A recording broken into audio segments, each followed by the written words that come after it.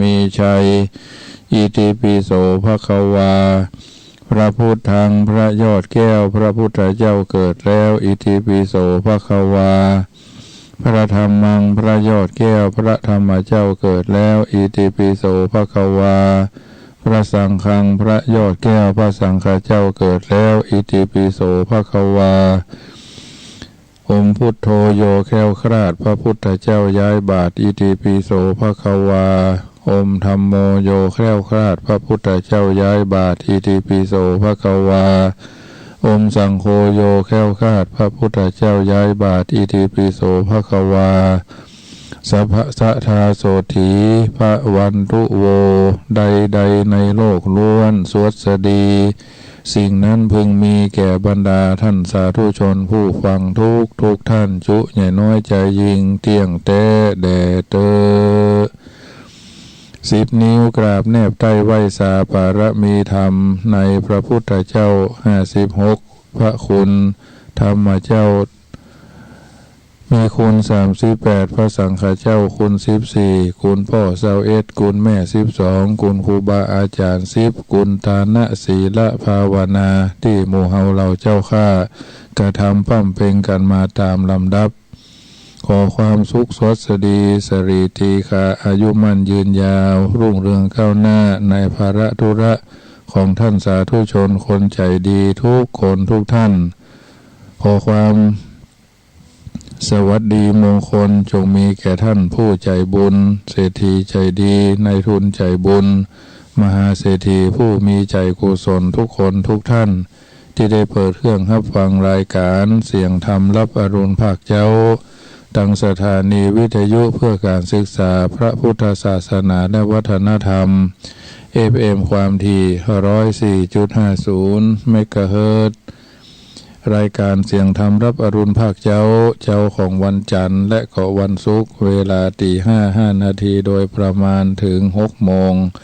อาตมาภาพพระมหาประสิทธมาภินันโทเจ้าอาวาสวัดจังกำตำบลมะกอกอำเภอป่าซางจังหวัดลำพูนได้รับเมตตาจากทางสถานีน้อมนำเอาธรรมะสาระอัตถธรรมคำสอนในทางพระพุทธศาสนามาสาธยายมาสาธุยกคือญาติโยมสาธุชนที่อยู่ทางบ้านพึงมีจิตอันเป็นกุศลจะได้น้อมนำเอาตนใกล้ชิดพระพุทธศาสนาระลึกนึกถึงคุณพระพุทธเจ้าว่าเป็นที่พึ่งธรรมเจ้าว่าเป็นที่พึ่งสังฆเจ้าว่าเป็นที่พึ่งว่าพุทโธเมนาโถ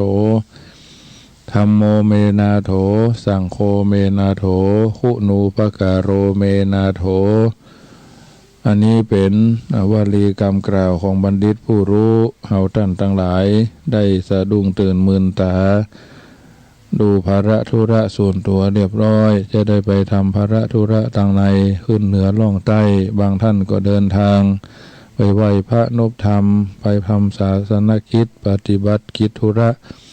ไกลๆมีเกาะแก้วกำแพงคำล้อมนำเอาเฮาท่านทั้งหลาย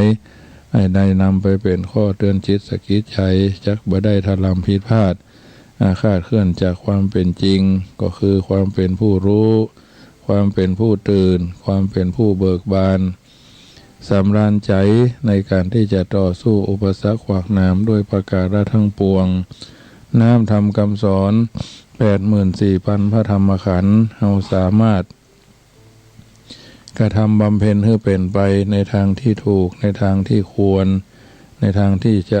สมควรแก่ภูมิปัญญาของเฮาท่านทั้งหลายเพราะฉะนั้นสะดุ้งตื่นมึนตาแล้วรายการ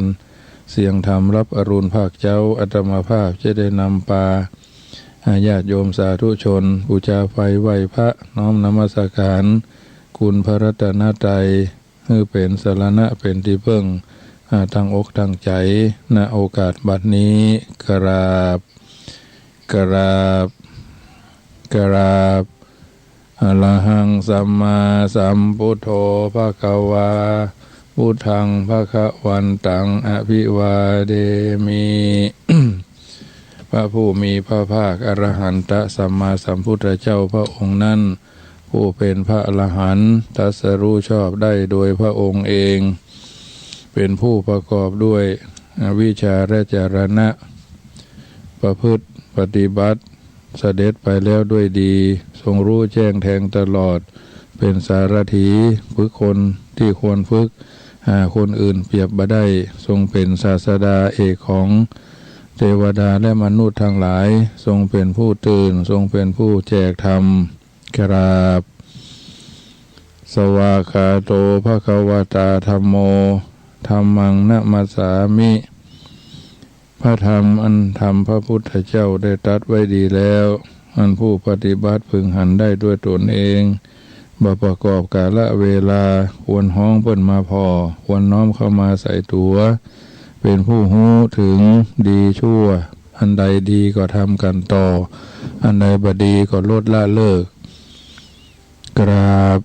สุปฏิปันโนภควโตสาวกสังโฆสังฆังนะมามิพระสงฆ์สาวกของพระพุทธเจ้าปฏิบัติดีปฏิบัติชอบปฏิบัติตรงเป็นผู้ปฏิบัติแล้วบัดเดือดร้อนคนผู้ใดภัยผู้หนึ่งเผยแผ่สัจธรรมความจริงหมู่เฮาเหล่าเจ้าข้าก็ประกันไหวกันกราบคัดสักการะบูชาโดยความเคารพกราบมาตาปิทโรวันทามิพ่อแม่ผู้มีพระคุณอันสูงสุดบัณฑิตท่านกล่าวว่าคุณพ่อ21คุณแม่12ถึง2ประการนี้เป็นคุณอันยิ่งใหญ่หาที่อื่นบ่ได้รถลายานพาหนะเครื่องเหาะเครื่องทองเครื่องย่องเครื่องประดับหล่นหายตกหายหรืออันตรธานหายไปเสาะหาได้ความเป็นพ่อที่แท้เป็นแม่ที่ถูกเฮาก็หาบ่ได้เฮาท่านทั้งหลายเคารพนบนอบในพ่อในแม่พ่อบุญธรรมแม่บุญธรรมพ่อแท้แม่แท้พ่อเลี้ยงแม่เลี้ยงพ่อนมแม่นมด้วยความเคารพอย่างสูงสุดกราบคุณูปการโรวันทามิครูบาอาจารย์ครูเก้าครูป่ายครูตายครูยังอาจาริยะอาจาริยังเจ้าทั้งหลายที่สั่งสอนให้เฮาท่านทั้งหลายแนะฮือธรรมนำฮือคิดสาธิตนำไปประพฤติปฏิบัติเพื่อขัดเกลาความบ่ฮู้อันเป็นอวิชชาให้เฮาท่านทั้งหลายได้ประพฤติปฏิบัติได้เป็นตัวเป็นตนเป็นคนพัฒนาให้เป็นมนุษย์เป็นกัลยาณปุถุชนเป็นผู้ประเสริฐเป็นผู้ประกอบไปด้วยเกียรติยศเกียรติศักดิ์เกียรติทรัพย์เรื่องลือและบือไกลในวงสังคมเฮาท่านทั้งหลายไหว้ครูบาอาจารย์ด้วยความแนบชิดสนิทสนมในใจด้วยความสบายอกสบายใจกราบได้กราบพระพุทธได้กราบพระธรรมได้กราบพระสงฆ์ได้ระลึกนึกถึงพระคุณของพ่อพระคุณของแม่เรียบร้อยแล้วต่อไปก็พากันอาราธนาพระปริตรซึ่งจะได้อัญเชิญเอาเทวดามาฟังสังวาสสวดที่ยายพุทธคุณธรรมคุณสังฆคุณธรรมจักรปวัตนสูตรพาหงมหากาณบ้านของแต่ละท่านวัดของแต่ละตนชุมชนของแต่ละชุมชนทั้งหลายที่เปิดเครื่อง104.50ขณะนี้พร้อมแล้วอาราธนาพระปริตรสลาชังสะเสนังสะพันธุงนรินทังปริตานุภาโวสัทธารคตุติปริตวานะเมตังสะเมตตาพระทันตาอเวคิตาจิตาปริตังพนันตุท่านผู้เจริญทั้งหลายถึงยิงถึงใจจุใหญ่น้อยใจยิงผู้มีเมตตากรุณามุทิตาอุเบกขาจะแผ่ไมตรีจิตโดยคิดว่าขออานุภาพพระปริตรที่เฮาท่านทั้งหลายตั้งใจอังการราธนาจงมาปกปักรักษาพระราชาผู้เป็นเจ้าแห่งนรชนทั้งสิริราชสมบัติชาติศาสนาพระมหากษัตริย์พร้อมทั้งพระบรมวงศานุวงศ์พร้อมด้วยเสนามุขมาศมนตรีแล้วอย่ามีจิตใจฟุ้งซ่านตั้งใจสังวาสสวดที่ยายพระปริตรนั้นเตสมันตาจักวเรสุอาตาคจันตุเทวตาเทพยาดาในรอบจักรวาลทั้งหลายจักมาประชุมจุ่มนุมกันที่วัดที่บ้านที่ชุมชนหน่วยงานใกล้ไกลใหญ่น้อยสักเคข้าพระเจ้าขออัญเชิญหมู่เทพยาดาซึ่งสิงสถิตอยู่ในกามวจรสวรรค์กาเมอยู่ในกามภพจรูเปอยู่ในรูปภพคือโรโสรสะมหาพรหมหิริสิขรตเต แหมทั้งเทพเจ้าซึ่งสถิตอยู่ในภูผาห้วยหิวและคูหายอดคีรีจันทริเควิมาเนอยู่ในอากาศวิมานมนเทียนทองทีเปรเถจคาเมสิงสถิตอยู่ในเกาะแก้วเมืองหลวงพระนครใหญ่น้อยตารุวันนะคาหาเนเคหะวทุมหิเคเตสิงสถิตอยู่ในเคหสถานบ้านน้อยเมืองใหญ่ทุกสรอขอกนิคมชนบทไกลไก่ภูมิมาซึ่งสถิตประดิษฐานในศาลพระภูมิเจ้าที่วัดหน่วยงานที่ทำการราชการราชกิจทั่วไปทุกตนทุกองค์อาจายันตุเทวาซึ่งข้าพเจ้าขออัญเชิญเร่งรีบเข้ามาฟังน้ำฟังธรรมที่ข้าพเจ้าทั้งหลายเปิดบ้านเปิดหอเปิดเฮือนเปิดจิตเปิดใจได้ยินได้ฟังพร้อมกันเตชะละตระวิสะเมแห่มทั้งเทพยาดาเจ้าซึ่งสถิตประดิษฐานอยู่ในห้วยหนองคลองบึงบางแม่น้ำใหญ่ไผ่พฤกษาทุกยอมยาระดาวันที่เสมอกันก็ดีที่บ่เสมอกันก็ดีที่บ่ลาบบ่เพียงที่ลาบที่เพียงก็ดียาคะคันธพนาคาใช่แต่เต้าอันเมื่อใดแหมทั้งยังประกอบไปโดยยักษ์ขาคนทันคุดนักน้ำปรมัยไอสวนทิทันตาแห่มทั้งเทพยดาเจ้าซึ่งสถิตอยู่ในสถานที่ใดๆสันติเกยังมุนิวรวจนังข้าพระเจ้าทั้งหลายขออัญเชิญเข้ามายังสำนักงานที่อยู่บ้านก็ดีวัดก็ดีสำนักสงฆ์ก็ดีที่ทำการทำงานที่ทำมาหากินและอาจจะฟังสำแดงธรรมสาธโวเมสุนันตุดูกาลาท่านสัพพุรุสุสัพพุริสะบุรุษพุทธบริษัทอุปาสกะอุปาสิกาทั้งหลายถึงเวลาเลิกงามยามดี ธรรมสวนากาโรอายัมปทันตาธรรมสวนากาโลอายัมปทันตาธรรมสวนากาโลอายัมปทันตาข้าพระเจ้าขออัญเชิญให้ท่านเข้ามาสดับรับฟังพระสัทธรรมคำสอนพร้อมกันดูกาลาท่านผู้ผาเสริฐยอดยิ่งกว่ามนุษย์และเทวดาพวงข้าพระเจ้าขออัญเชิญมาประชุมเพื่อพร้อมเพียงกันในสถานที่นี้เด้อนะโมตัสสะภะคะวะโตอะระหะโตสัมมาสัมพุทธัสสะนะโมตัสสะภะคะวะโตอะระหะโตสัมมาสัมพุทธัสสะนะโมตัสสะภะคะวะโตอะระหะโตสัมมาสัมพุทธัสสะขอนอบน้อมแด่องค์สมเด็จพระสัมมาสัมพุทธเจ้าพระองค์นั้นผู้เป็นพระอรหันตรัสรู้ชอบได้โดยพระองค์เองขอนอบน้อมแด่องค์สมเด็จพระสัมมาสัมพุทธเจ้าพระองค์นั้นผู้เป็นพระอรหันต์ตรัสรู้ชอบได้โดยพระองค์เองขอนอบน้อมแด่องค์สมเด็จพระสัมมาสัมพุทธเจ้าพระองค์นั้นผู้เป็นพระอรหันต์ตรัสรู้ชอบได้โดยพระองค์เองพุทธังสรณังคัจฉามิข้าพระเจ้าขอถึงซึ่งพระพุทธเจ้าว่าเป็นที่พึ่งธัมมังสรณังคัจฉามิข้าพระเจ้าขอถึงซึ่งพระธรรมว่าเป็นที่พึ่งสังฆังสรณังคัจฉามิข้าพระเจ้าขอถึงซึ่งพระสงฆ์เจ้าว่าเป็นที่พึ่งตุติยัมปิพุทธังสรณังคัจฉามิข้าพระเจ้าขอถึงซึ่งพระพุทธเจ้าว่าเป็นที่พึ่งเป็นครั้งที่สองทุติยัมปิธัมมังสรณังคัจฉามิ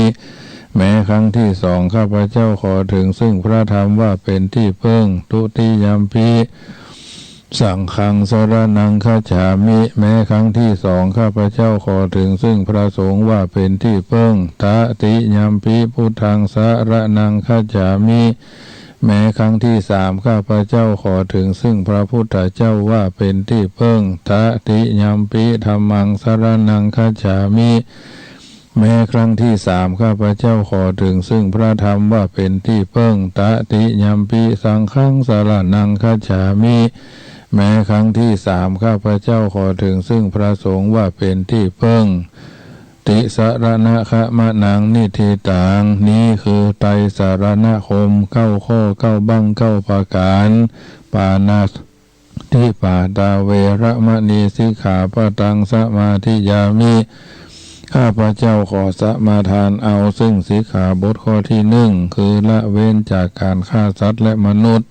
อตินนาตานาเวระมะนีสิกขาปะตังสมาธิยามิข้าพเจ้าขอสมาทานเอาซึ่งสิกขาบทข้อที่สองคือละเว้นจากการลักทรัพย์ถือเอาสิ่งของที่เจ้าของบ่ได้อนุญาตโปงวาง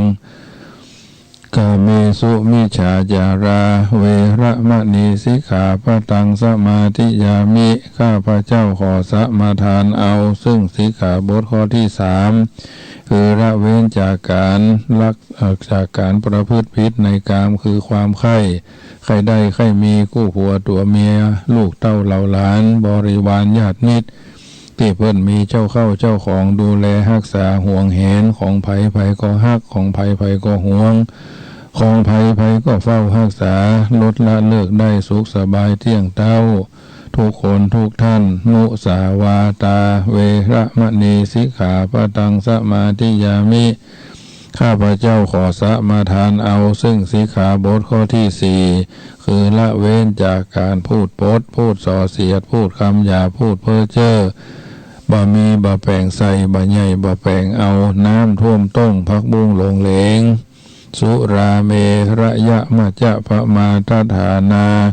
เวระมะนีสิกขาปะตังสมาธิยามิข้าพเจ้าขอสมาทานเอาซึ่งสิกขาบทข้อที่ห้าคือละเว้นจากการดื่มเสพจำหน่ายเป็นทุละจถาสุรายาเมาตั้งหลายฝิ่นกัญชาเฮโรอีนยามายาบ้ายาอียาไอเบียร์และเครื่องอันประกอบด้วยแอลกอฮอล์ทุกชนิดลดละเลิกห่างไกลเว้นหมาคือปอศอกเว้นวอกคือปอวาลิเว้นสิ่งเสพติดทั้งหลายไก่เท่าใดจิตใจสงบเมื่อนั้นคือมีสติสัมปชัญญะความละอายความเกรงกลัวซึ่งบาปทุกประการนั่นจงจักมีสิกขาบท5ข้อ5ประการนี้หมู่เราเจ้าข้าปากันเริ่มหัดเริ่มฝึกเริ่มคัดเริ่มเกาในการที่จะรักษาไว้จักบ่ฮื้อศีลดังพ้อยฮื้อทำลายฮื้อแตกฮื้อมั่งฮื้อบินฮื้อเป็นบ้างเป็นต้นสุขสบายเที่ยงเต้าทุกคนทุกท่านแต่เตอนะโมตัสสะภะคะวะโตอะระหะโตสัมมาสัมพุทธัสสะนะโมตัสสะภะคะวะโตอะระหะโตสัมมาสัมพุทธัสสะนะโมตัสสะภะคะวะโตอะระหะโตสัมมาสัมพุทธัสสะพุทธังชีวิตังยาวะนิพพานังสรณังคัจฉามิธัมมังชีวิตังยาวะนิพพานังสรณังคัจฉามิสังฆังชีวิตังยาวะนิพพานังสรณังคัจฉามิตุติยัมปิพุทธังชีวิตังยาวะนิพพานังสรณังคัจฉามิตุติยัมปิธัมมังชีวิตังยาวะนิพพานังสรณังคัจฉามิทุติยัมปิธัมมังชีวิตังยาวะนิพพานังสรณังคัจฉามิทุติยัมปิสังฆังชีวิตังยาวะนิพพานังสรณังกัจฉามิพุทโธสัพพัญญูตญาโนธัมโมโลกุตตะโลนะวะสังโฆมะคะภารโตจะอิเจตังรัตนัตยังเอตัสสะอนุภาเวนะสัพพะอันตรายโยวินาสันตุโนนะโมเมสัพพะพุทธานังตัวติงสาวะระรักขะโนตันหังกะโรมหาวิโลเมทังกะโรมหาญะโสสะระนังกะโลโลกะหิโตติปังกะโลจุตินทะโลกุณัญโยจนะปะโมโคสุมังกะโรภุริสาสะโพสุมโนทิโลเรวะโทระติวะทะโนโสภิโตกุณะสัมปันโนอะโนมาตสีจานุตโมปะตุโมโรคะปัจโจโตนาระโตวะราสาลทิปะตุมุตตะโลสัตตะสาโลสุเมโทอากาปุกะโลสุจาโตสัพพะโลกะโคปิยะตสีนาลาสะโพอัฏฐตสีกะโรนุคลานุโภคโลมุโทสิทธัตโตอัสสะโมโลเกติโสจะวะตัตตังวะโลภุโสจะภาวะโลพุทโธวิปัสสิจะอนุปะโมสิกิสัพพะหิโตสัทธาเวสัพโพสุขตายะโคกะกุสันโธ สัทธาวะโหโกนากะมโนระนันจะโหกัสสะโพสิลิสัมปันโนโกตะโมสกายะปุงกะโวอาทะวิสติสังขตาอิเมพุทธามหิธิกาการุณากุณาสัมปันนาสัพพะโลกาภิปูจิตวะเอเตตัสสะปะลาพุทธาอุตตมาอากาภูคลาเตปิสังฆากุณาสุปิทิเยอามาตังปะตังเอเตพุทธานาติตาจะมังคลาหุนติสัพพตาอัตตวิสติเมพุทเทอหังวันตามิสัพพตาเตสังญาเนนะสีเลนะขันติเมตตาปะเรนาจเตปิโนอนุราคันตุอโรคเยนะสุเขนะจะอัตถวิสติเมพุทเทโยนะโลสรนังกะโตกะปานิสัทธะสหัสสานิตุกะติงโสนาคฉันติอัฏฐะ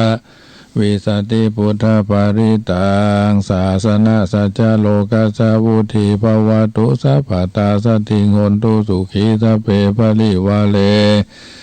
ยะตโนอานิกาสุมานาโหนตุสหัสสะเปหิยาติพิลาจะโตวาโจระโตวามนุสะโตวาอะมนุสะโตวาอากิโตวาอุทกะโตวาปิสาจโตวาขานุขะโตวากันดกะโตวานาคตะโตวาจนะปัตตะโลกะโตวาสัทธมะโตวาสันติติโตวาสัพพุริสะโตวาจันดาหทิอาสามิกะโคนะคุคุระอาหิวิจิกามานิสัมปติปิอาชาตระสะสุการะมหิงสัญญคะลักขสาติหินานาพยะโตวานานาโลกะโตวานานาอุปัตตวะโตวะอาระคังคังหันตุปานิธา นาโตปัฏฐายะตถาคตัสสะตัสสะปะระมิโยตัสสะอุปปะระมิโยตัสสะอุปปะระมิโยตัสสะปะระมัตถะปะระมิโยปัญจมหาปาลิจากขิติโสชาลิยาปัจฉิมภาเวกภาวะกันติงจติงอภินิกขามานังปะทานาจาริยังโพธิปัลลังเกมาลาวิจัยยังสัพพัญโยตัญญาณปฏิเวตังนวโลกุตาลาธรรมเมธิสัพเพพิเมพุทธกุเนอวาชิตวเวสาริญาติสุปากะลันตะเลสุติญามะลาติงปาลิตังกะรนโตอัญญสมาอนันตะเตโลวิยาการุญญาจิตังอุปาทาเปตวกุติสัทธาสหเสสุจักวะเรสุเทวตาญาสานัมปฏิกันหันติญัญจเวสานิญัมปุเลโลกามนุสตุภิกขาสัมภูตันติวิธัมพยังคิปมันตรธาเปสิปริตันตัมพนามเหอนุตตรังอภิสัมโพธิงสัมพุชิตวาตถาคโตปะทะมังยังอเทเสสีธรรมจักกังอนุตตรังสัมมาเทวะปวัตตินโตโลเกอปฏิวัติยังยะถาคาตาอุโภอันตาปฏิปฏิจมัชฌิมาจตุสวาริยาสัจเจสุวิสุทังญาณทัสสนังเทสิตังธรรมราเชนะสัมมาสัมโพธิกิตานังนาเมนะวิสุทังสุตังธรรมจักขปวัตตนังวายาการณาปะเถนะสังคีตันตัมพนามะเสเอวเมสุตังเอกังสัมมะยังภควาภารานะสิยังวิหารติอิสิปัตตเนมิคาตาเยทัลละโคภควาปัญจวัคคีเยภิกขุอามันเตสิดเวเมภิกขเวอันตาปะภาชิเตนะนาเสวิตภาโยจายังกาเมสุกามาสุขันนิกานุโยโคหิโนคัมโมโปตุจานิโกอนาริโยอนาทัสสันหิโตโยจายังอัตตะกิละมัฏฐานุโยโคตุโคอนาริโยอนาทัสสันหิโตโยจายังอัตตะกิละมัฏฐานุโยโคตุโคอนาริโยอนาทัสสันหิโตเอเตเตปิกเวอุโภอันเตอนุภคมะมัชฌิมาปฏิปทาตถาคเตนะอภิสัมพุทธาจักขุการณิยานาการณิอุปสมายะอภิญญายะสัมโพธายานิพพานายะสังวัตติกัตตมาจัสสาภิกเวมัชฌิมา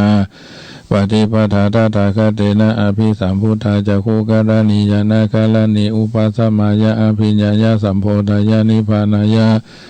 สังวัตติอายะเมวะอริโยอัตถังคิโกมะโคสัยยะติทังสัมมาทิฏฐิสัมมาสังกัปโปสัมมาวาจาสัมมากัมมันโตสัมมาอาจิโวสัมมาวายาโมสัมมาสติสัมมาสมาธิอายังโหสาภิกขเวมัชฌิมาปฏิปทาตถาคเตนะอภิสัมพุทธาจักขุการณิยานาการณิอุปสมายะอภิญญายะสัมโพธายานิพพานายะสังวัตติทังโคปนะเป ภิกขเวทุกขังอริยสัจจจติปิทุกขาชาราปิทุกขามรณะปิทุกขังโสกปาริเทวทุกขโดมนัสสุปายาสาปิทุกขาอภิเยหิสัมภาโยโคทุกโขปิเยหิวิภาโยโคทุกโขยัมปิชังนาลาภติตัมปิทุกขังสังคิเตนะปัจจุปาทานขันธาทุกขาอิทังโคปันนาภิกขเวทุกขาสมุทัยโยอริยสัจจังยายังตัณหาโปโนภวิกานันทิราคาสหคตตรัตราปินันทิเนสยติทังกามตัณหาภวะตัณหาวิภวะตัณหาอิทังโคปันนาภิกขเวทุกขานิโรธาทุกขานิโรโทอริยสัจจังโยตัสสะเยวะตัณหายะอาเสสะวิลาคานิโลโคจโคปฏินิสโคมุติอนาลโยอิทังโคปันนาภิกขเวทุกขานิโรธคามิเนปฏิปทาอริยสัจจังอายะเมวะอริโยอาดังกิโกมะโคสยะติตังสัมมาทิฏฐิสัมมาสังกัปโปสัมมาวาจาสัมมากัมมันโตสัมมาอาชีโวสัมมาวายโมสัมมาสัทธิสัมมาสมาธิอิทังทุกขังอริยสัจจันติเมภิกขเวผู้เพอานานุสุเตสุธัมเมสุจักขุงอุทาปาทิญาณังอุทาปาทิปัญญาอุทาปาทิวิชาอุทาปาทิอโลโกอุทาปาทิตังโคปานิตังทุกขังอริยสัจจังปริญญายันติเมภิกขเวบุเพอานานุสุเตสุธัมเมสุจักขุงอุทาปาทิญาณังอุทาปาทิปัญญาอุทาปาทิวิชาอุทาปาทิอโลโกอุทาปาทิตังโคปานิตังทุกขังอริยสัจจังปริญญาทันติเมภิกขเวบุเพอานานุสุเตสุธัมเมสุจักขุงอุทาปาทิญาณังอุทาปาทิปัญญาอุทาปาทิวิชาอุทาปาทิอโลโกอุทาปาทิตังอิทังทุกขังสมุทัยโยอริยสัจจันติเมภิกขเวบุเพอานานุสุเตสุธัมเมสุจักขุงอุทาปาทิญาณังอุทาปาทิปัญญาอุทาปาทิวิชาอุทาปาทิอโลโกอุทาปาทิตังโคปานิตังทุกขังสมุทัยโยอริยสัจจังปหาตพันธิเมภิกขเวบุเพอานานุสุเตสุธัมเมสุจักขุงอุทาปาทิญาณังอุทาปาทิปัญญาอุทาปาทิวิชาอุทาปาทิอโรโกอุทาปาทิตังโคปานิตังทุกขสมุทัยโยอริยสัจจังปหินันติเมภิกขเวบุเพอานานุสุเตสุธัมเมสุจักขุงอุทาปาทิญาณังอุทาปาทิปัญญาอุทาปาทิวิชาอุทาปาทิอโลโกอุทาปาทิตังโคปานิตังทุกขานิโรโธอริยสัจจันติเมภิกขเวบุเพอานานุสุเตสุธัมเมสุจักขุงอุทาปาทิญาณังอุทาปาทิปัญญาอุทาปาทิวิชาอุทาปาทิอโลโกอุทาปาทิตังโคปานิตังทุกขานิโรโธอริยสัจจังสัจจิกาทัพพันธิเมภิกขเวบุเพอานานุสุเตสุธัมเมสุจักขุงอุทาปาทิญาณังอุทาปาทิปัญญาอุทาปาทิวิชาอุทาปาทิอโรโกอุทาปาทิตังโคปานิตังทุกขานิโรโธอริยสัจจังสัจจิกาตันติเมภิกขเวบุเพอานานุสุเตสุธัมเมสุจักขุงอุทาปาทิญาณังอุทาปาทิปัญญาอุทาปาทิวิชาอุทาปาทิอโลโกอุทาปาทิอิทังทุกขานิโรธคามิเนปฏิปทาอริยสัจจันติเมภิกขเวบุเพอานานุสุเตสุธัมเมสุจักขุงอุทาปาทิญาณังอุทาปาทิปัญญาอุทาปาทิวิชาอุทาปาทิอโลโกอุทาปาทิตังโคปานิตังทุกขานิโรธคามิเนปฏิปทาอริยสัจจังภาเวทพันธิเมภิกขเวบุเพอานานุสุเตสุธัมเมสุจักขุงอุทาปาทิญาณังอุทาปาทิปัญญาอุทาปาทิวิชาอุทาปาทิอโลโกอุทาปาทิตังโคอาจาตังโคปานิตังทุกขานิโรธคามิตังโคปานิตังทุกขานิโรธคามิเนปฏิปทาอริยสัจจังภาวิทันติเมภิกขเวบุเพอานานุสุเตสุธัมเมสุจักขุงอุทาปาทิญาณังอุทาปาทิปัญญาอุทาปาทิวิชาอุทาปาทิอโลโกอุทาปาทิยาวะกิวันจะเมภิกขเวอิเมสุจตุสุอริยสัจเจสุเอวันติปริวัตังทวาดาสากาลังยะถาภูตังญาณทัสสนังสุวิสุตังอโหสีเนวตาวะหังภิกขเวสเทวะเกโลเกสมาลเกสภามะเกสสมานาปรมนิยาปัจจายสเทวะมนุสายะอนุตตลังสัมมาสัมโพธิงาภิสัมพุทโธปัญจัญญาสิญญาโตจาโคเมภิกขเวอิเมสุจตุสุอริยสัจเจสุเอวันติปริวัตังทวาดาสากาลังยะถาภูตังญาณทัสสนังสุวิสุทังอโหสีนาทาหังภิกขเว สเทวะเกโลเกสมาลาเกสภามะเกสสมานาพระมณิยาปัจจายสเทวะมนุสายะอนุตตรังสัมมาสัมโพธิงาภิสัมพุทโธปัญจญาสิญญาณัญญาปานาเมทัสสนังอุทาปาทิอากุปาเมวิมุตติอายามันติมาจตินาทิปุณภาวุติอิทามะโวจะภะคะวะอัตตมนาปัญจวัคคียาภิกขุภะคะวะโตภาสิตังอภินันทุงอิมัสสมิงจะปนะวยาการณสมิงพัญญมาเนอายัสสมะโต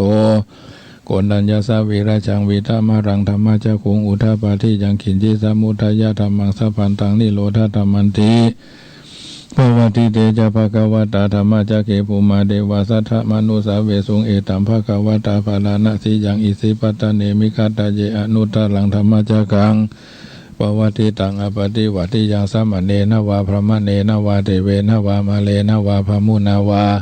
เกนะจิวาโลกัสสมินเตภุมานังเดวานังสัตตังสุตวะจตุมหาลาจิกาเดวาสัตตมนุสาเวสุงจตุมหาราจิกานังเดวานังสัตตังสุตวะตาวติงสาเดวาสัตตมนุสาเวสุงทาวติงสานังเดวานังสัตตังสุตวะตุสิตาเดวาสัตตมะตุสิตาเดวาสัทธามนุสาเวสุงตุสิตานังเดวานังสัตตังสุตวะนิมานารติเดวาสัทธามนุสาเวสุงนิมานารตินังเดวานังสัตตังสุตวะภารานิมิตาวาสาวัติเดวาสัทธามนุสาเวสุงภารานิมิตาวาสาวัตินังเดวานังสัตตังสุตวะภมาปาลิสัจฉาเดวาสัทธามนุสาเวสุงภมาปาลิสัจฉานังเดวานังสัตตังสุตวะภมาปาโลหิตาเดวาสัทธมนุสาเวสุงภมาปโรหิตานังเดวานังสัตตังสุตวะมหาภมาเดวาสัทธมนุสาเวสุงมหาภมานังเดวานังสัตตังสุตวะปาริตาภาเดวาสัทธมนุสาเวสุงปาริตาภานังเดวานังสัตตังสุตวะอภามานาภาเดวาสัทธมนุสาเวสุงอภามานาภานังเดวานังสัตตังสุตวะอภัสสาราเดวาสัทธมนุสาเวสุงอภัสสารานังเดวานังสัตตังสุตวะปาริตาสุภาเดวาสัทธมนุสาเวสุงปาริตาสุภานังเดวานังสัตตังสุตวะอภามานาสุภาเดวาสัทธมนุสาเวสุงอภามานาสุภานังเดวานังสัตตังสุตวะสุภากินหากาเดวาสัทธมนุสาเวสุงสุภากินหากานังเดวานังสัตตังสุตวะเวหภาราเดวาสัทธมนุสาเวสุงเวหภารานังเดวานังสัตตังสุตวะอวิหาเดวาสัทธมนุสาเวสุงอวิหานังเดวานังสัตตังสุตวะอัตตปาเดวาสัทธมนุสาเวสุงอัตตปานังเดวานังสัทธังสุตวะสุทัสสะเดวาสัทธมนุสาเวสุงสุทัสสะนังเดวานังสัทธังสุตวะสุทัสสีเดวาสัทธมนุสาเวสุงสุทัสสีนังเดวานังสัทธังสุตวะอากานิทากาเดวาสัทธมนุสาเวสุงเอตัมภะคะวะตาภารานะสิยังอิสิปัตตเนมิคัตตะเยอนุตตรังธรรมจักกังปวัตติตังอปฏิวัติยังสัมมเนนะวาพระมะเนนะวาเทเวนะวามาเรนะวาพมุนาวาเกนะจิวาโลกัสสมินติอิติหะเตนะคะเนนะเตนะโมโหเตนะยาวะพมะโลกัสสโตอภุคจิอายัญจทัสสะสหสีโลกธาตุสังคัมปิสัมภคัมปิสัมภเวทิอัปปมโนชะโอลาโลโอภาโสโลเกปตุลังโอสิอตุกรรมอธิกรรมเมวะเทวานังเทวานุภาวังอัตถโคภะคะวาอุทานังอุทานเนสีอัญญาสีวัตถโพโกนัญโยติวัตถโพโกนัญโยติอิทิหิตังอายัสสมะโตโกนัญญาสะอัญญาโกนัญโยตเววะนามังอโหสิติธรรมจักกัปปวัตตนาสุตังนิธิตังโกนัญโยภัตติโยวะโพมหานะโมจะอาสาชิเอเตปัญจมหาเถระปัญจวัคคีติวุจเรติภวตุสัพพมังคลังลักขันตุสัพพเทวตาสัพพพุทธานุภาเวนะสัทธาสุธีภวันตุเตภวตุสัพพมังคลังลักขันตุสัพพเทวตาสัพพพุทธานุภาเวนะสัทธาสุธีภวันตุเตภวตุสัพพมังคลังลักขันตุสัพพเทวตาสัพพธัมมานุภาเวนะสัทธาสุธีภวันตุเตภวตุสัพพมังคลังรักขันตุสัพพเทวตาสัพพสังฆานุภาเวนะสัทธาสุธีภวันตุเตเอาละญาติโยมสาธุชนได้ฟังการสังวาสสวดที่ยายพุทธคุณธรรมคุณสังฆคุณเรียบร้อยกับฟังธรรมจักรปวัตตนสูตรซึ่งเป็นพระธรรมเทศนาปกปักรักษาคุ้มครองปกป้องเพื่อญาติโยมสาธุชนที่ได้สะดุ้งตื่นมึนตาตั้งอกตั้งใจเพื่อจะได้ประกอบภารธุระอันเป็นสัมมาปฏิบัติวัตตจริยาสะดุ้งตื่นขึ้นมาแล้วจะได้ไปทำการทำงานจะได้ไปทำภารธุระพ วันนี้ก็สุขสุดสัปดาห์เฮาท่านทั้งหลายก็จะต้องไปทำภาระธุระที่ได้รับมอบหมายเพื่อให้เกิดประโยชน์เพื่อให้เห็นมงคลในการที่จะดำเนินชีวิตอาศัยพุทธคุณธรรมคุณสังฆคุณพระพุทธังล่างหน้าพระธรรมังล่างทุกพระสังฆเจ้าเพิ่มสุข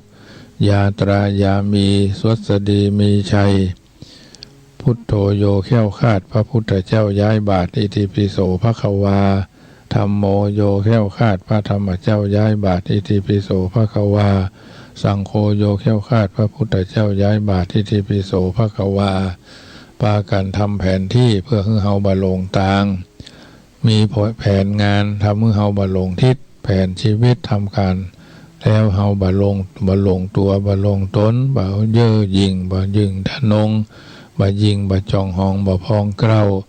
ทำไปตามฐานะทำตัวเหมือนน้ำอยู่ในแก้วก็เป็นน้ำแก้วน้ำอยู่ในขวดก็เป็นน้ำขวดอยู่ในหนองก็เป็นน้ำหนองน้ำอยู่ในแม่ก็เป็นแม่น้ำหรือน้ำแม่อยู่ในที่ไหนก็เป็นน้ำเย็นก็ดีไปตามนั้นบ่ขึ้นบ่ลงไปตามสภาวะการเมื่อเราได้เกิดมาเป็นคนจงอย่าเบียดเบียนและอย่าไปเป็นคนอกตัญญูบางเตื้อสังคมประเมินกล้าคนที่ทุกข์กับจนคนจึงสร้างเปลือกโซ่เปลือกสวยละไว้สวมใส่หากสังคมวัดค่าที่จิตใจความคนจะสร้างนิสัยที่ใฝ่ดีเพราะฉะนั้นสิ่งเหล่านี้เอาสะดุ้งตื่นเมือนตาแล้วมีความขยันเป็นนิดตั้งสติให้มั่นดำริงานให้ชอบรอบคอบก่อนที่จะลงมือทำสำรวมอินทรีย์ตาหูจมูกลิ้นกายใจมีใจเป็นธรรมะคือธรรมชาติธรรมะเป็นธรรมะเหมือนธรรมป้องกันอภัยโทษภัยทั้งหลายประพฤติตนอยู่ในหลักเกณฑ์หลักการหลักแหล่งหลักธรรมสำคัญมากและก็ละความประมาท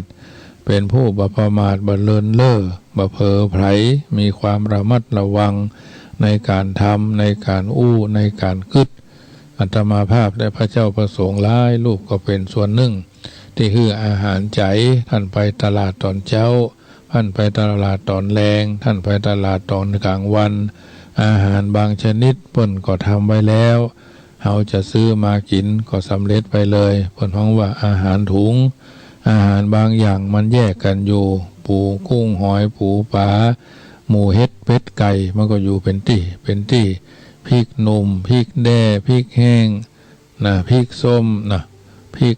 ก้นจี้พริกแด่ขี้หนูมันก็อยู่คนที่ข่าจะไข่ใบบะขูดก็อยู่คนที่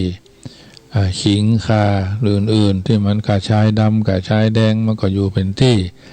อันนี้เราเลือกมาทำข่าจะตำน้ำพริกเองก็ถือว่าพริกแห้งพริกตำพริกแกงบางอย่างก็ใช้พริกแห้งแกงบางอย่างก็ใช้พริกหนุ่มแกงบางอย่างก็ใช้พริกแด่เพราะฉะนั้นถ้าพริกกลจี้อย่างถ้าอ่านภาคใต้นี่อาหารเหลืองเผ็ดเสด็จญาติเลยเผ็ดญาติเสด็จเลยพุทโธธัมโมสังโฆนี่เป็นอย่างนี้กินละห้องท้อนต้องวาบนี่อันนี้ก็ถือว่าอาหารก็เหมือนธรรมะครูบาอาจารย์ตนใดตนหนึ่งมาเราก็สามารถเก็บเอามาเป็นข้อพินิจพิจารณาโชคเป็นของผู้ที่รู้จักเดินเข้าไปหาสติปัญญาเป็นของผู้หมั่นฝึกฝนอบรมตนคำติคำชมคำเล่าหน้าจาขวัญเป็นของผู้ที่บกลัวความล้มเหลวเพราะฉะนั้นโชคชะตาเป็นของผู้ที่เดินไปเข้าไปหาสติปัญญาเป็นของผู้หมั่นฝึกฝนอบรมตนคำติคำชมเป็นของผู้ที่ไม่กลัวความล้มเหลวจะเป็นจะใดก็อยู่ที่ตัวเฮาดีชั่วอยู่ที่ตัวเฮาทำสูงต่ำอยู่ที่เฮาทำตัวเฮามีความอบอ้อมอารีม่วนจาหวานก็วจีไพเราะสงเคราะห์ซึ่งกันและกันพี่ช่วยน้องน้องช่วยพี่อ้ายช่วยน้องน้องช่วยอ้ายพ่อแม่ช่วยพ่อพ่อช่วยแม่แม่ช่วยพ่อพ่อแม่ช่วยลูกช่วยเต้าลูกเต้าก็ช่วยพ่อช่วยแม่ศิษยานุศิษย์ช่วยเหลือครูบาอาจารย์ก็โอบอ้อมอารีกับศิษยานุศิษย์เจ้านายก็ดูแลลูกน้อง ผู้ใหญ่ก็ดูแลผู้น้อยอันนี้ถือว่าเฮาท่านทั้งหลายอยู่ในสังคมแห่งการอยู่ร่วมโอบอ้อมอารีว่าจีไพเราะสงเคราะห์ประชาชนวางตนกับฐานะเป็นพ่ออย่างใดวางตัวอย่างใดบ่เย่อหยิ่งไปมาหาสู่ขึ้นสู่โลงหาบ่อากตัญญูต่อวัดต่อบ้านต่อโรงเรียนนี่ถือว่าเฮามีศีลมีสัตย์ศีลคือข้อปฏิบัติพฤติปฏิบัติศีลและธรรมกรรมฐานศีลข้อที่1ทำให้ชีวิตเฮามั่นคงมั่นบ่มั่นเฮาก็ไต่ตรองไปโดยเหมือนซื้อทุเรียนเพิ่นว่ากินแล้วมันอิ่มอย่างใดมันกัดอกกัดต้องเป็นอย่างใดนะอาหารบางอย่างมันทำให้เฮาอึดอัดขัดข้องเนาะทรัพย์ศีลข้อที่2รักษาทรัพย์มั่นคงแต่กาศีลข้อที่3รักษาครอบครัวมั่นคงแต่บ่ศีลข้อที่4เกียรติยศเกียรติศักดิ์เรื่องลือแต่กาเกียรติยศเกียรติศักดิ์ศีลข้อที่5มีสติความระลึกได้สัมปชัญญะความรู้ตัวเนี่ยหิริความละอายโอตตัปปะความเก่งกลัวเฮามีศีลแล้วเฮาก็ซื้อกินบ่หมดคดกินบ่เมินกินของราชการบ่เกินบ่ฮู้บ่ฮู้มดบ่ฮู้เสี่ยงนะกินของราชการนี่บ่ใช่คนบ่ฮู้จักมดบ่ฮู้จักเสี่ยงแต่ว่าก็ยังว่านั่นก็ลดน้อยถอยลงติดๆนะเพราะฉะนั้นคือกินบ่หมดโคตรกินบ่นานกินของราชการมาได้บ่เมินนะศีลทรงให้เฮาสูงศีลปรุงให้เฮาสวยศีลช่วยให้เฮารวยศีลช่วยศีลทรงช่วยให้เฮามีความสุขศีลทรงศีลปรุงศีลช่วยนะศีลประคับประคองเฮาเป็นคนดีเพราะฉะนั้นเพิ่นบอกว่านับถือพระไตรรัตน์คือพระพุทธพระธรรมพระสงฆ์นักสื่อไตรสิกขาก็ศีลสมาธิปัญญานับถือไตรศึกษาเรื่องไตรทวารก็คือกายวาจาใจรักษาเรื่องไตรลักษณ์ก็คืออนิจจังบ่เที่ยงทุกขังเป็นทุกข์อนัตตาบ่ใช่ตัวตนอันเนี้ยถือว่าญาติโยมสาธุชนศึกษาทุกวันพระพุทธพระธรรมพระสงฆ์นี่แหละพ่อแม่ครูบาอาจารย์ด้วยนะไตรลักษณ์นะรัตนไตรนะศึกษาเรื่องไตรสิกขาเรื่องศีลเรื่องสมาธิเรื่องปัญญาเรื่องไตรทวารกายวาจาใจเนี่ยที่เขาสัมผัสไปมาหาสู่กันนะศึกษาเรื่องไตรลักษณ์ก็อนิจจังบ่เที่ยงทุกขังเป็นทุกข์อนัตตาบ่ใช่ตัวตนถือว่าทุกคนได้ใช้วิจารณญาณของแต่ละคนแต่ละท่านเพิ่นว่าเกิดมาดีไม่ทำดีไม่ดีแน่เกิดมาแย่แต่ทำดีนี้ดีได้เกิดมาทั้งทีต้องทำดีทุกทีไปเกิดทำไมถ้าไม่ใฝ่ในความดีเกิดมาแล้วแน่วแน่แผ่ดีบ้างเกิดมาสร้างดีเป็นหลักเป็นศักดิ์เป็นสีเกิดมาแล้วอย่าวางทางความดีเกิดมาดีแน่ไหนได้ทำดีนะฟังทำรอบเนอะเกิดมาดีไม่ทำดีไม่ดีแน่เกิดมาแย่แต่ทำดีได้นี้ดีได้เกิดมาทั้งทีต้องทำดีให้ทำดีทุกที่ไปเกิดทำไมถ้าไม่ใฝ่ในความดีเกิดมาแล้วแน่วแน่แผ่ถือบ้างเกิดมาสร้างดีเป็นหลักเป็นศักดิ์เป็นสีเกิดมาแล้วอย่าวางทางความดีเกิดมานี้ดีแน่ไหน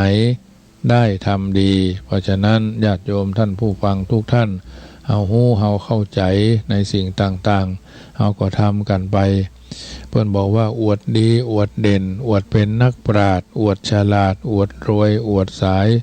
สุดอวดสวยสุดอวดกล้าอวดเก่งอวดเป่งวุฒินะอวดบุตรอวดหลานอวดชาญชัยอวดมั่งอวดมีอวดนิสัยอวดไขอวดขานอวดมารยาอวดเลวอวดร้ายอวดใหญ่ยิ่งอวดมิ่งอวดขวัญอวดวอดดันได้อวดทันได้อวดทุ่มอวดเถียงอวดเสียงโม้นะแล้วก็อวดเหล่านี้ล้านอวดโง่นั้นทั้งนั้นนะเพราะฉะนั้นล้วนอวดโง่ทั้งนั้นเเพิ่นบ่ฮื้ออวดเพิ่นฮื้อทำตัวสม่ำเสมอทำตัวเหมือนน้ำนะอย่างที่ท่านว่าเอาไว้เป็นเรื่องที่เฮาท่านทั้งหลายได้เป็นชาวพุทธ กำเนิดมาเป็นชาวพุทธมาพบพระพุทธศาสนากระทำบำเพ็ญตนตัวไปตามลำดับวันนี้เป็นวันศุกร์สุดสัปดาห์ท่านว่าเกิดวันศุกร์ชอบสนุกสนานมีวาทะโวหารชอบรำชอบร้องการงานบันเทิงลื่นเริงแอ่นฟ้อนนิสัยสัวก้อมขี้ปัญหายเกิดวันศุกร์หากินตึงบ่หมานฮักสวยฮักงามหุ่มมีเปื้อนมีเสี่ยวจิตใจซื่อตรงตึงบ่กดบ่เลี้ยวโคตรง่ายหายโวยจ้างอ้อนเมียเก่งความจริงคนเกิดวันศุกร์มีวาทศิลปินดิษชอบศิลปินดิษสีปีเป่าจึงก้อนใกล้นำมาให้ญาติโยมสาธุชนได้นำไปเป็นข้อพินิจพิจารณาดำเนินชีวิตของความเป็นผู้มีความเข้าใจ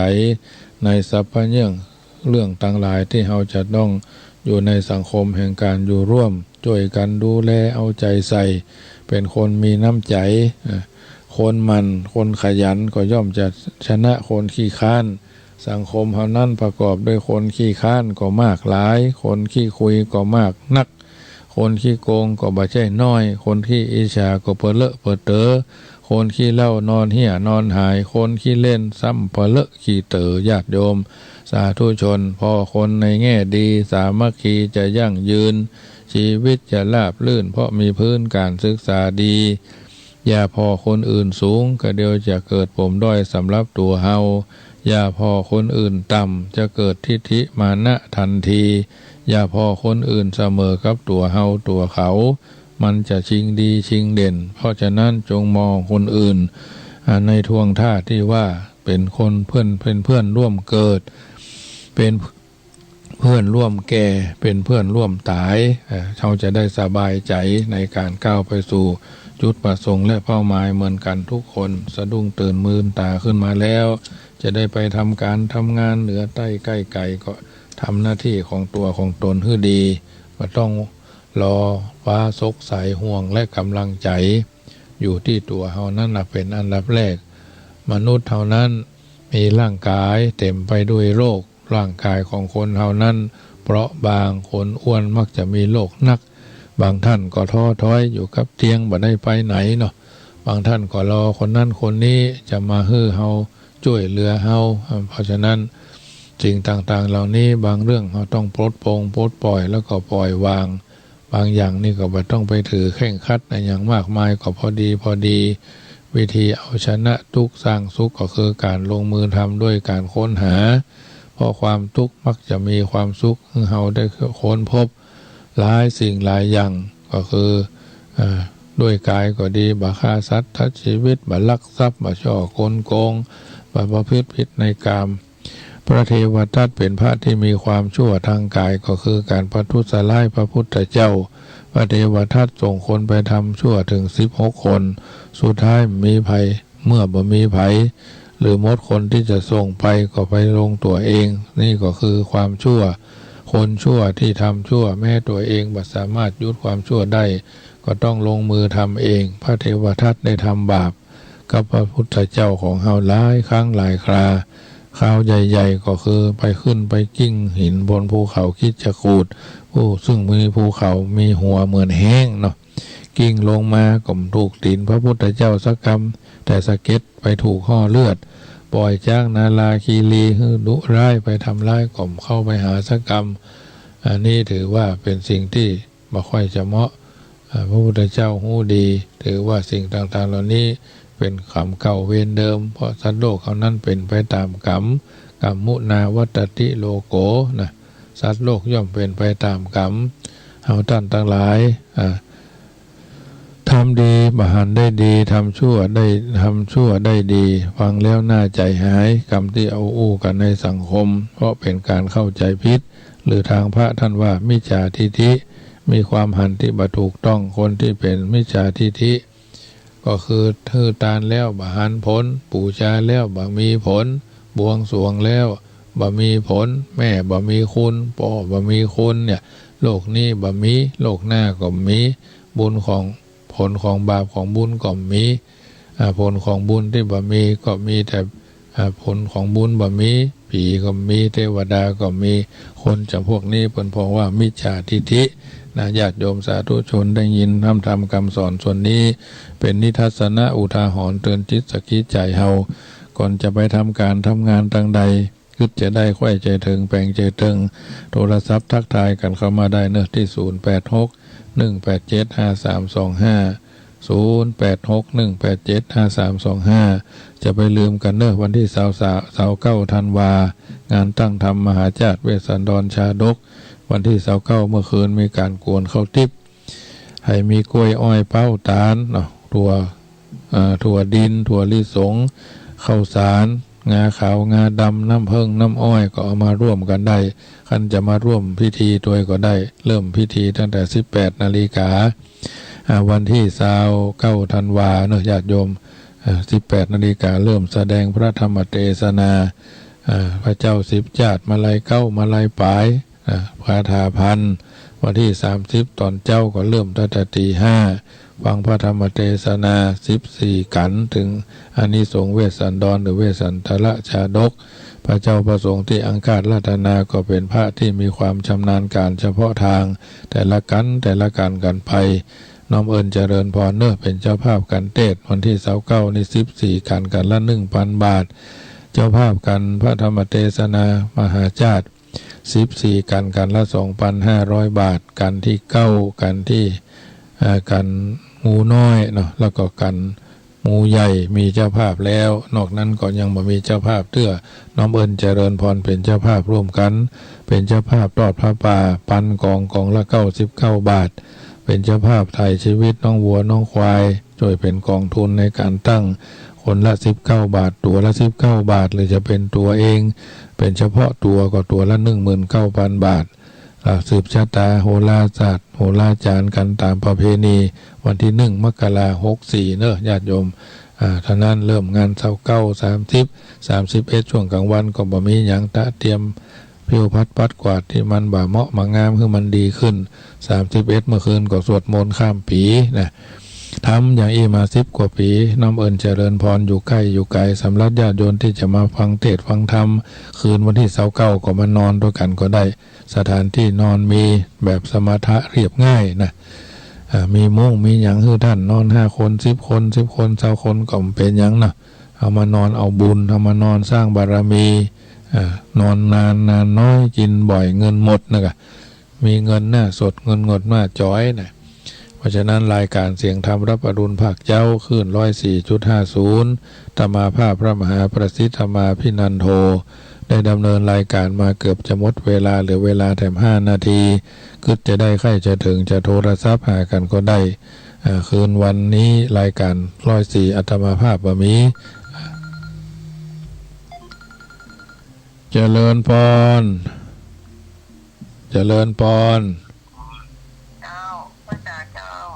ฟังกันอยู่นอชัดเจนดีฟังสวดมนต์ด้วยนอไปเรื่อยๆนั่นเจริญพรเนอเจริญพรแม่ครูเหรียญทองฟังไปเรื่อยๆไปแผ่วกาดเพื่อนเลย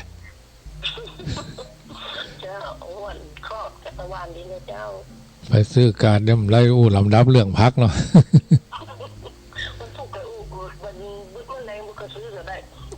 เจ้าก็เดี๋ยว8 โมงฟัง96เนอะเจ้าก็เดี๋ยว8 โมงก็ฟังกันที่96เนอะ8 โมง 5 นาทีถึง9 โมงรายการธรรมะในชีวิตประจำวันวาระของธรรมภาพเนาะเจริญพรโยมฟองคำฟังกันอยู่นอไปแผ่วกาดพวกเนี่ย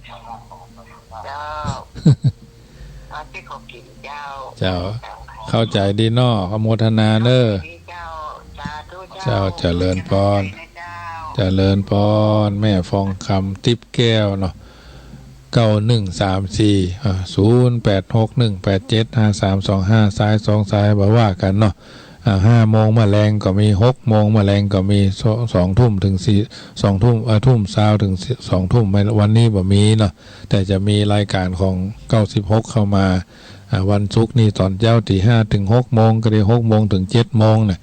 8 โมงถึง 9 โมงเนี่ยเป็นรายการ3นอนเมื่อแรงก็2เนาะเป็น5ปกติเมื่อแรงเมื่อเจ้าก็หลายสถานีติดตามฟังกัน Facebook ไลฟ์สดก็ได้ฟังกันไปได้ญาติโยมบ่ต้องไปติดในตัวบุคคลขอคือฟังน้ำเลียงเสียงปากเสียงน้ำเสียงธรรมเสียงอัดเสียงธรรมไปสะสมกันน้อยๆเพิ่นฮ้องว่าสะสมแต้มสะสมคะแนน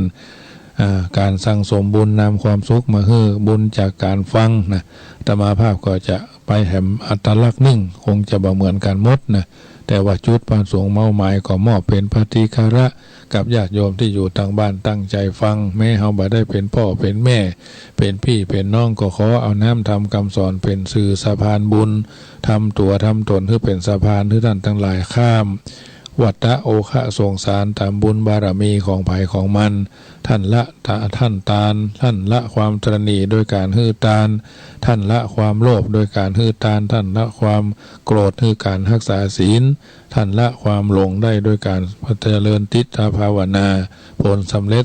ก็คือขึ้นแก่พระเจ้าพระสงฆ์ที่ตั้งอกตั้งใจเผยแผ่ให้ญาติโยมสาธุชนกันทั่วหน้าวันนี้สมสมัยได้เวลาจะขอนำรายการจากท่านไปก่อนปัญจสิกขาพุทธากล่าวไว้เป็นไม้ใต้สองโลกโลกีมวลมนุษย์พ่องพุทธใจสี่องค์พระมุนีมีศีล5สร้างสมกุศลผลบุญหอมพ่อปัญจศีลาใหญ่ล้ำพระพุทธองค์ทรงวาทะศีลเป็นเบื้องต้นความดีประมุขธรรมมัคควิธีเป็นของดีสืบไปหน้าสืบไปหน้าสหทาโสถีพระวันตุโวอายุวันโนสุขังพลังขอจะท่านกำ